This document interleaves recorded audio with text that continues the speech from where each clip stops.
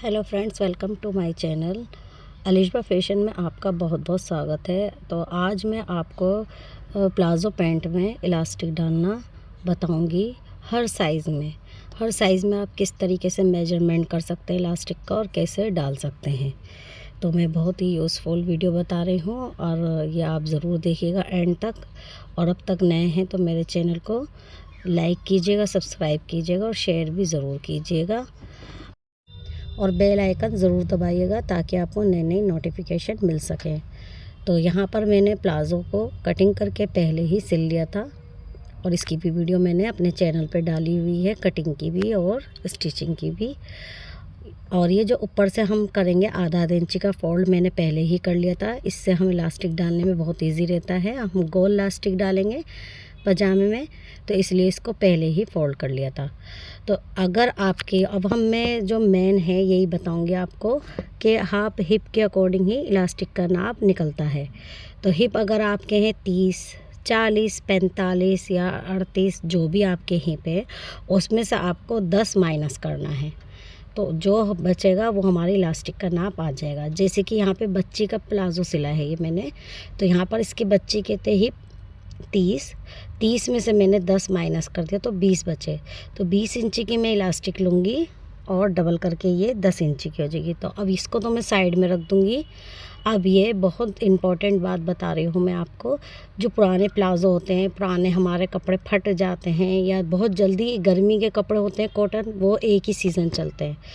तो ये मेरा बच्ची का था प्लाज़ो, ये सारा फट गया था, पिछले साल का था। तो मैंने इसकी इलास्टिक को ऐसे कट करके पजामे से अलग कर लिया था। अब मैं आपको उधेड़ के दिखा रही हूँ और ये बहुत ईज़िली उधड़ जाता है क्योंकि कपड़े हमारे ख़राब हो जाते हैं। इलास्टिक ऐसी की ऐसी नई की नई रहती हैं। तो हम किस तरीके से पुरानी इलास्टिक को भी यूज़ कर सकते हैं ये भी मुझे एक पॉइंट आपको बताना था। तो इलास्टिक मैंने इस तरीके से निकाल ली और पूरी ये 10 इंची की है और आप देख सकते हैं इलास्टिक बिल्कुल नई की नहीं है, कहीं से मुड़ी भी नहीं है, एकदम परफेक्ट है। तो इसी इलास्टिक को हम अपने इस प्लाज़ो में डाल देंगे। तो यहाँ पे मैंने आधा इंची पहले ही फोल्ड कर रखा था और इस तरीके से मैं रख के इसको सिलाई लगाऊंगी। तो हम चलते हैं मशीन पर।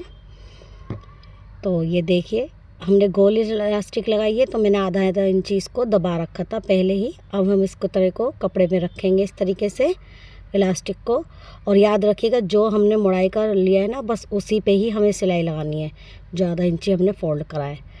इस तरीके से हम इलास्टिक को सीधा कर लेंगे और इस तरीके से फोल्ड करके और आधा आधा इंची का जो मार्जिन पहले ही मैंने फोल्ड करा था उसी पे सिलाई लगानी है।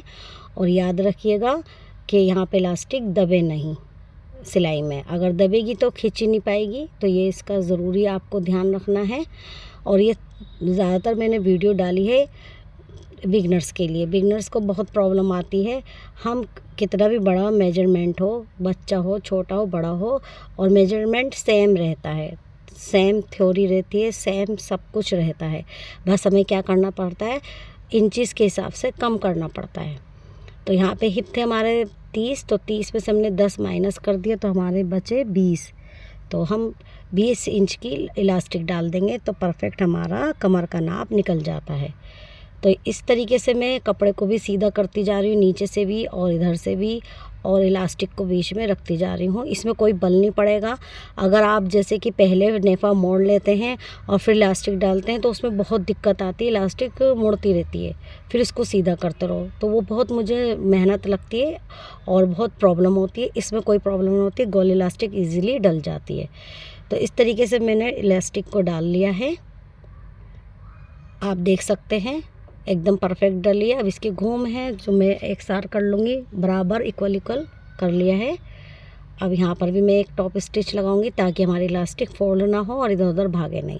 तो यहाँ पर बड़ी चाल करके आप इलास्टिक को डाल सकते हैं और आगे पीछे से ज़रूर खींचते रहना है, नहीं तो इलास्टिक क्या हो जाएगी, मतलब टाइट हो जाएगी। और खींच के लगाएंगे तो हमारी इक्वल रहती है। तो आगे से भी पीछे से भी इलास्टिक को आप खींचते रहें और इस तरीके से लगा लें। तो ये बहुत यूज़फुल वीडियो है। छोटी छोटी बातें होती हैं, छोटे छोटे टिप्स होते हैं जो हमें सिलाई में ज़रूर पता होने चाहिए और ये बेसिक है। तो यहीं से हम स्टार्ट करते हैं। अभी हमारी इलास्टिक पूरी तरह से डल चुकी है, परफेक्ट एकदम। देखिए लग भी नहीं रहा है कि हमने पुरानी इलास्टिक को यूज़ करा है। अगर आप अभी तक यहाँ पर बने हुए हैं और मेरी वीडियो देख रहे हैं तो प्लीज़ आप मेरे वीडियो को ज़्यादा से ज़्यादा शेयर कीजिएगा, और नए हैं तो चैनल को सब्सक्राइब भी ज़रूर कीजिएगा। और कोई भी आपकी प्रॉब्लम या कोई क्वेश्चन हो तो आप ज़रूर कमेंट करिएगा, मैं उस पे भी आपको एक वीडियो डाल दूँगी। तो यहाँ तक के लिए थैंक यू सो मच।